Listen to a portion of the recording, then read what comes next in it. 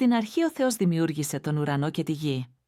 Η γη όμως ήταν έρημη και ασχημάτιστη, ήταν σκοτάδι πάνω από την άβυσσο και πάνω στα νερά έπνεε πνεύμα Θεού.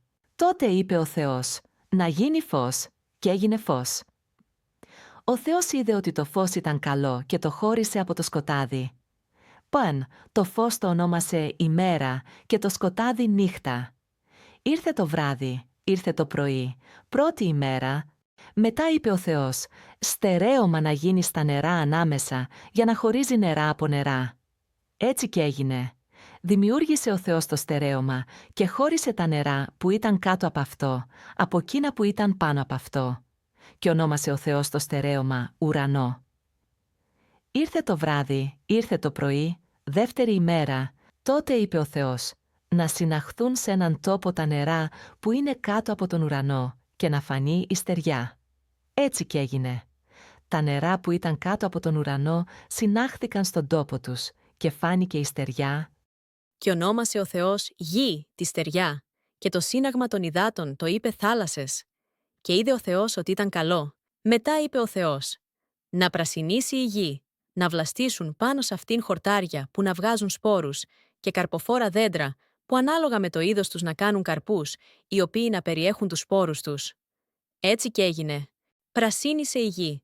Βλάστησε χορτάρια που έβγαζαν σπόρους ανάλογα με το είδος τους και καρποφόρα δέντρα που οι καρποί τους περιείχαν τους σπόρους τους ανάλογα με το είδος τους. Και είδε ο Θεός ότι ήταν καλό. Ήρθε το βράδυ, ήρθε το πρωί, τρίτη ημέρα. Τότε είπε ο Θεός, να γίνουν φωτεινά σώματα στο στερέωμα του ουρανού, για να χωρίζουν την ημέρα από τη νύχτα, για να είναι σημάδια για τις εποχές, τις ημέρες και τα έτη, ώστε από το στερέωμα του ουρανού να φωτίζουν τη γη. Έτσι και έγινε. Δημιούργησε ο Θεός τα δύο μεγάλα φωτεινά σώματα, το μεγαλύτερο για να κυριαρχεί την ημέρα και το μικρότερο για να κυριαρχεί τη νύχτα. Δημιούργησε και τα αστέρια και τα έβαλε όλα στο στερέωμα του ουρανού για να φωτίζουν τη γη, για να κυριαρχούν την ημέρα και τη νύχτα και να χωρίζουν το φως από το σκοτάδι. Και είδε ο Θεός ότι ήταν καλό. Ήρθε το βράδυ, ήρθε το πρωί, τέταρτη ημέρα. Τότε είπε ο Θεός, να γεμίσουν τα νερά με ζωντανές υπάρξεις πλήθος και να πετάνε πτηνά πάνω από τη γη προς το στερέωμα του ουρανού.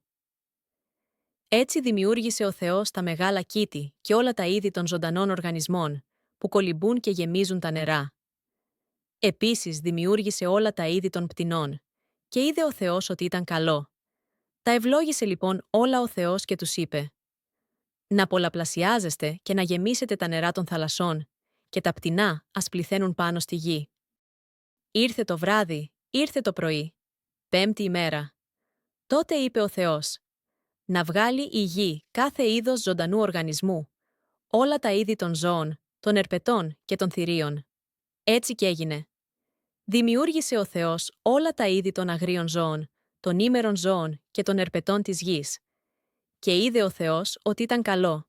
Μετά είπε ο Θεός, ας φτιάξουμε τον άνθρωπο σύμφωνα με την εικόνα τη δική μας και την ομοίωση, και ας εξουσιάζει στις θάλασσας τα ψάρια, στου ουρανού τα πτηνά, στα ζώα και γενικά σ' όλη τη γη και στα ερπετά που σέρνονται πάνω σε αυτήν. Δημιούργησε λοιπόν ο Θεός τον άνθρωπο σύμφωνα με τη δική του την εικόνα. Κατ' εικόνα Θεού τον δημιούργησε. Τους δημιούργησε άντρα και γυναίκα.